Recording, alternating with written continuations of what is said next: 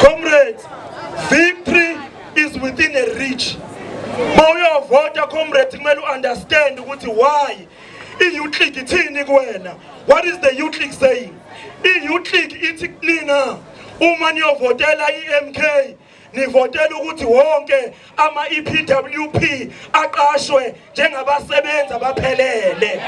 Uma uvotela i-MK uvotela ukuthi othisha, ama-security, onesi namasosha anyuselwe imholo, athole imholo ehloniphekile.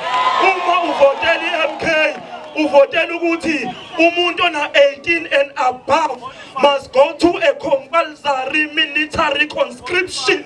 Uma una 18 hamba emasosheni. Jani izandla mfundi emasosheni.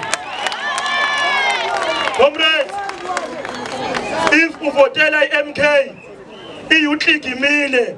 Ithi Youth League, if you vote MK, sifuna i-2/3 majority. Sifuna ukushintsha i-constitution ye-country. Ngakho ke ngifuna ke nikufake emakhanda. Ubaba uNcamalala sonke siyamazi ulungile. Ubaba ohloniphekile onenhliziyo enhle. Sathola i-2/3. Ngizohamba ngiyoguqa kuyena. Kwathi qeza thola i-2/3. Siyawakhipha amaveni abheke phalaphala. Ngifuna uSiril ukumbopha mina personal.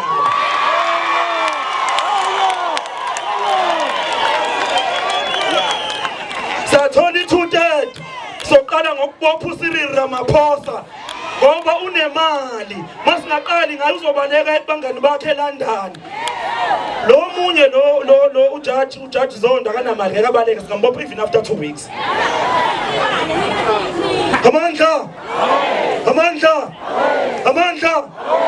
Comrades, i-MK mayithatha, i-free education will be compulsory for all. Sizofunda mahala.